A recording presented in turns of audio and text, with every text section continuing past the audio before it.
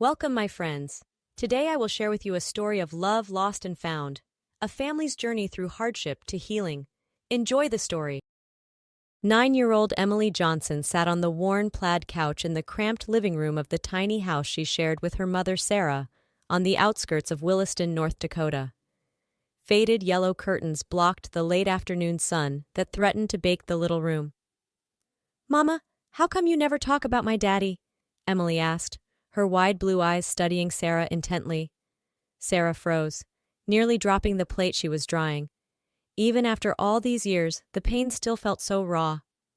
She took a deep breath, steadying herself. "Well, honey, your daddy, he fell in love with another woman when I was pregnant with you. And he left us. But why? Didn't he love you? Didn't he want me?" Emily looked at her with such innocence that it shattered Sarah's heart all over again. "Of course he wanted you, baby. Loving you had nothing to do with why he left. Your daddy he made some bad choices." Sarah set the plate down and came over to Emily, smoothing her daughter's unruly chestnut curls. Emily's brow furrowed as she processed this information. Even at her young age, she understood her family was different from those of her classmates. They all had daddies who came to school events and coached Little League. She didn't even have a daddy to put on the Father's Day card she made in art class last week. Well, if her own daddy didn't want the job, she'd just have to find a new one. Emily squared her little shoulders resolutely. She hated seeming weak or girlish, which is why she never wore dresses and only played with the boys at recess. She would find a way to replace her missing father figure, no matter what it took.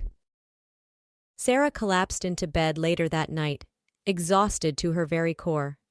Being a single mother was draining enough, but dredging up the painful memories of her failed marriage today had sapped her last reserves. She could still vividly remember the day she first met David's mother, Margaret. Sarah had been so nervous, wanting so badly to make a good impression on her new mother-in-law. But the disdain in Margaret's eyes as she looked Sarah up and down made it clear she had already been judged and found lacking. "Trash!" Margaret spat out as she picked disdainfully at Sarah's Walmart blouse. "You're just temporary trash David's slumming with." Sarah had been stunned speechless at Margaret's open hostility. Over the years, she tried her best to win over the imperious older woman, but nothing was ever good enough. Not the home-cooked meals, not the spotless house Sarah kept, and certainly not Sarah herself. When David had his terrible accident at the factory and needed an expensive operation they couldn't afford, Margaret had descended like a vulture. "I'll give you the chance," she told Sarah. "But only if you sell that little house your granny left you. Consider it payment for me fixing the mess you've made of my son's life." Sarah had reluctantly agreed, believing Margaret's smooth lies about only wanting to help them. She signed over the only thing of value she had, her pride and joy, the cozy cottage she had inherited from her beloved grandma and had dreamed of raising her own family in someday. David came home from the hospital a changed man, cold and cruel. He sneered at Sarah's swollen belly and accused her of cheating on him while he recovered. "Who's the father, he growled as he threw his plate of spaghetti against the wall. "Which of your trashy little boyfriends is my baby's daddy? Or do you even know?" "David, please, nobody else. It's only ever been you, I swear it," Sarah sobbed. "Liar!" he'd bellowed. "I found your secret stash of tight dresses and heels, you two-timing whore." Only later did Sarah discover Margaret had planted those clothes in their closet to enrage David and convince him of Sarah's imagined infidelity. In the end, David stormed out, filing for divorce, and Margaret watched in triumph as everything fell apart, just as she'd intended. Sarah wiped away hot tears as the painful memories washed over her. She couldn't change the past. All she could do now was focus on giving Emily the best life possible, even if it meant doing it alone. 3 months later, Sarah sat in the darkened living room feeding newborn Emily. She still couldn't quite believe she was a mother. Aunt Linda let her move into the little apartment over her garage when Sarah showed up 8 months pregnant with no money and no place to go. It wasn't much, but it kept a roof over their heads. Sarah had to give up her dream of being a literature teacher, forced to take a job as a milkmaid on Linda's farm instead, so she could afford diapers and formula.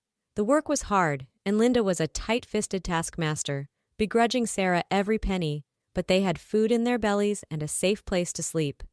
Sarah knew it could be worse. She gazed adoringly at Emily, so innocent and tiny. "It's you and me against the world, baby girl, and I promise I will do whatever I have to give you a good life." "Give it back, trailer trash!" The taunt rang out across the schoolyard. 9-year-old Emily whirled around to see Jack Carter, the biggest bully in 5th grade, waving her beloved copy of The Secret Garden over his head. His 2 nasty friends guffawed beside him. Emily saw red. How dare they? She launched herself at the knot of boys, a whirl of flying fists and kicking feet. The yard monitor's whistle shrieked. Later, sitting outside the principal's office sporting a split lip, Emily waited for her mother. She knew she'd catch hell for fighting, but what choice did she have? She couldn't let those jerks walk all over her. "Emily Louise Johnson!" Sarah appeared, disappointment etched on her tired face. "What have I told you about fighting?" "They started it!" Emily protested. "They stole my book! I want my daddy!" The words spilled out before she could stop them, and Emily stared at the floor, ashamed of this babyish outburst. Sarah sighed and crouched down, tipping Emily's chin up to meet her eyes. "I know it's hard, honey, but your daddy's not here. It's just us." Sarah wrapped Emily in a hug, her own heart aching for the pain her little girl carried. "I will always protect you, Emily," Sarah vowed fiercely. "No matter what, I will keep you safe." If only Sarah knew how soon that promise would be tested. Emily hunched her shoulders as she trudged down the sidewalk.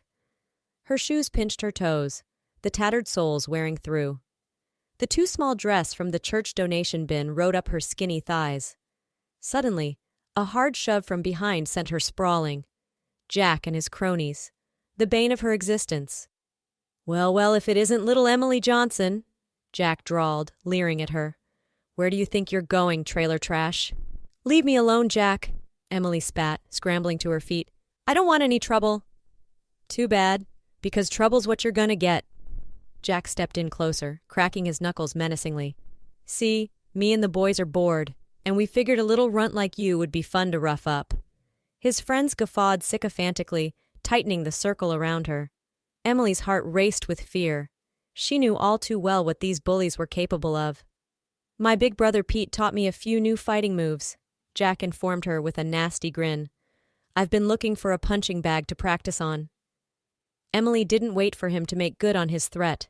She kicked him hard in the shin and took off like a shot, their outraged bellows chasing her heels. Tears of rage and terror pricked her eyes as she ran blindly. No idea where she was going, only knowing she had to get away. She couldn't let them catch her, hurt her. But what was she going to do? Emily knew she had to find somewhere to hide. She couldn't outrun them forever, and if they caught her, they'd make her pay dearly for that kick. There had to be somewhere she could go, someplace they'd never look. The train. Emily had a wild idea. She could hop one of the freight trains that rolled endlessly through town, escape to someplace far away where Jack and his goons could never find her. She crept along the tracks, heart pounding, until she spotted an open boxcar. With a furtive glance around, she heaved herself up over the high edge, tumbling into a dark, musty interior. Emily curled into a ball behind some crates, praying the train would start moving before she was discovered. But luck was not on her side. "Hey, what are you doing in there?" An outraged shout. The conductor, shining a flashlight in her face, red and sweating with anger. "Kid, this ain't no free ride. You gotta have a ticket." Emily cowered under his wrath, stammering out an apology. "I'm sorry, mister. I didn't mean no harm. I just gotta get away from these boys chasing me." The thundering of feet outside the car made her blood freeze. "No, it couldn't be." But Jack's voice rang out, vicious with triumph. "She's in here. The little bitch went in the train." Emily scrabbled backwards desperately as Jack and his friends clambered into the car, cutting off her escape. The conductor gaped at the sudden chaos, clearly out of his depth. "Thought you got away, huh, freak?" Jack panted, fists clenched in anticipation. "Well, you can't run now, and we're going to teach you a lesson you won't ever forget." Emily backed away until she hit the cold steel wall of the train car, trapped. Her hand closed around the hard lump in her pocket, the pocket knife she had stolen from Aunt Linda's farm. She didn't want to use it. But she would if she had to. Jack and his buddies fanned out, slowly advancing with sadistic grins stretching their faces. Nowhere to run now, runt. You're gonna get the beating of your life. The conductor wrung his hands, clearly wanting to intervene but unsure how to handle a bunch of enraged preteen boys. Now let's everyone calm down, he tried nervously. I'm sure we can talk this out. Shut it, Grandpa, Jack snarled. This is between us and her. He turned back to Emily, a merciless glint in his piggy little eyes. I'm gonna enjoy this. Emily braced herself, the pocket knife slipping into her sweaty palm. This was it. She'd have to fight with everything she had. That's enough! A deep voice cracked like a whip. Step away from the girl. Now! A tall, imposing figure blocked the light from the open train door. A cop. Emily almost collapsed with relief. Jack paled and scrambled back. We weren't doing nothing, sir, honest. Just messing around. Can it, kid? The cop grabbed Jack by his collar and heaved him easily out of the car. He cuffed the sputtering boy to the ladder rung. Don't move a muscle, he warned Jack's stunned friends. Backup's on the way and you're all under arrest for assaulting a minor. He turned to Emily, his expression softening. It's okay now, honey. You're safe. I'm Officer David Keller. Can you tell me your name? Emily Johnson, she managed to whisper through the lump in her throat. The cop studied her intently, a strange emotion flickering across his rugged face. After a long moment, he held out a large, gentle hand. Well, Miss Emily, you've had quite an ordeal. Let's get you home to your folks. I promise, those delinquents won't lay a hand on you again. Sarah paced the small platform, sick with worry. Emily should have been home from school hours ago. Horrible scenarios raced through her mind. Emily injured, lost, kidnapped. The wail of a siren reached her ears. Sarah whirled around and her knees almost buckled. A squad car rolled to a stop and the back door opened. Emily scrambled out, crying, Mama! Emily! Sarah crushed her daughter close, tears of relief soaking the little girl's hair. My baby, what happened? Are you all right? She's had a difficult afternoon, but she's safe now, a painfully familiar baritone answered. I made sure of that. Sarah's eyes snapped up, and the breath left her lungs as if she'd been sucker-punched. It couldn't be, but there he was, the man she'd tried so hard to forget. David? Hello, Sarah. His deep rumble sent shivers down her spine, like it always had. His ice-blue eyes flicked to Emily, then back to her in dawning comprehension. She's mine, isn't she? Sarah swallowed hard and nodded mutely. David made a choked sound, his eyes closing briefly in regret. I'm so sorry, he said hoarsely. God, if I had known. I've been searching for you for years, ever since Mom told me the truth. Sarah sat rigidly beside David on the threadbare plaid couch, a chasm of hurt and betrayal yawning between them. Emily happily perched on David's lap, too young to understand the painful history. In the past few hours, he had become her white knight, the daddy she always yearned for. When you left, Mom was gleeful, David explained, self-recrimination roughening his voice. But her story about you cheating never quite added up. I kept finding little things that were off. Receipts for those trashy clothes in your size that I knew you'd never wear. A bogus bank statement Mom waved in my face as proof. He met Sarah's gaze squarely, his own eyes luminous with regret. When I confronted her, she blurted out the truth. How she framed you, orchestrated everything to drive us apart. Because no one could ever be good enough for her precious boy. Sarah pressed her lips together hard, determined not to cry. It was the vindication she had hoped for so long, but it didn't change the years of struggle and heartache his abandonment had put them through. I've been scouring the country for you ever since, David continued urgently. I hired PIs, followed up on every possible lead, but you had vanished, until today when this brave girl led me right to you. He cuddled Emily tenderly. I want us to heal, Sarah, he said softly, to be the family we were always meant to be. He reached into his jacket and pulled out a check, pressing it into her hand. This is the money for your grandma's house and then some. I'm sorry you had to sell it. Consider this a down payment on our future together. We can buy it back, or any house you want. Start fresh. Sarah stared at the check, the zeros blurring as hot tears spilled down her cheeks against her will. Could she do this? Risk her bruised, wary heart again? Allow this man back into their lives, into Emily's life. She looked at her little daughter, so valiant and strong, yet so starved for a father's affection and protection. Maybe David deserved a second chance. Maybe they all did. Emily bustled around the cramped kitchen, setting out their best chipped china and fussing with a wilted bunch of wildflowers. Her daddy was staying for dinner. Her young heart felt full to bursting. She still couldn't believe he had saved her, like a prince in the storybooks, and now he would be part of their lives again. She had missed so much. Father-daughter dances, his strong arms swinging her high, his deep voice reading bedtime stories, but they had forever now to make up for lost time. "My Emily," David murmured, pulling her into a tight hug. "My brave, beautiful girl." She let herself sink into his embrace, treasuring the rare feeling of complete safety. As he prepared to leave, David turned to Sarah.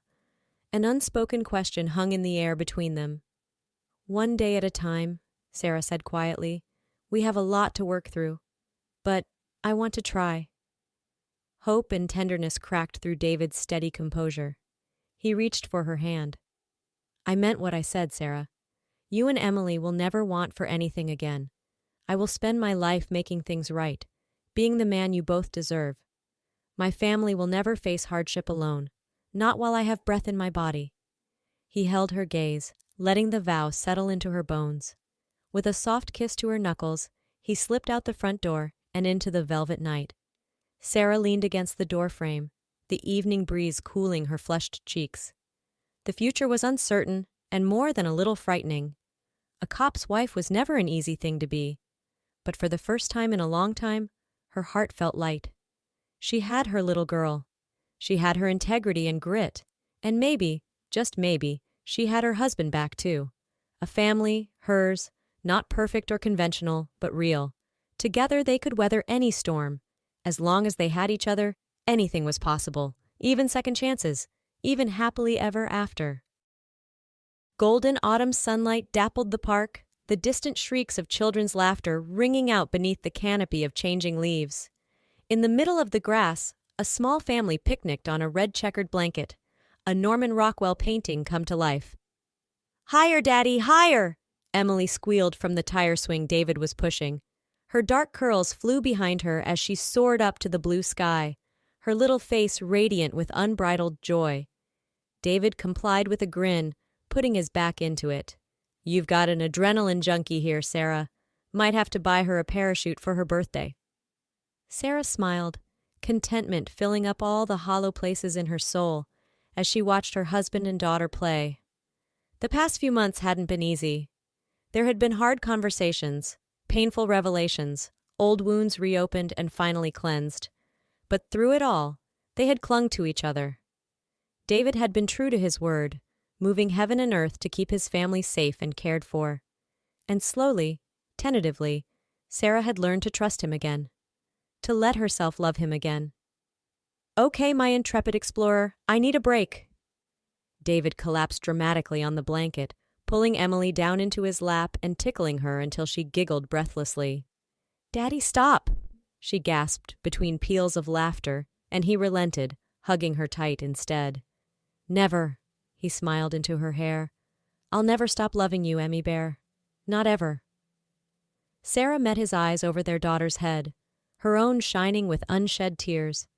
She had spent countless nights praying for a moment like this, for the three of them to be together, a family, and now it was here, her wildest, most desperate dream come true.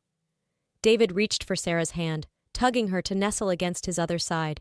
He wrapped his arms around both of his girls, cocooning them in his strength and love. "Sometimes I still can't believe this is real," he murmured. "That I get to have you both, after everything. I won't ever take it for granted. You two are my whole world." Sarah laid her head on his broad shoulder, listening to Emily's sweet giggles and David's resonant heartbeat under her ear. Maybe there was no such thing as a perfect family.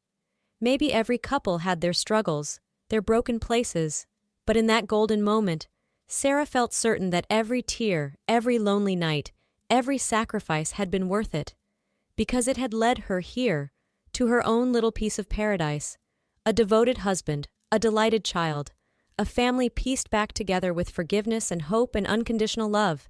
It was messy and hard-won and a little bit miraculous, and it was hers.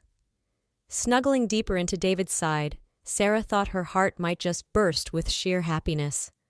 The three of them had been to hell and back, but they had made it, together, and she knew that whatever life threw at them next, they would face it the same way.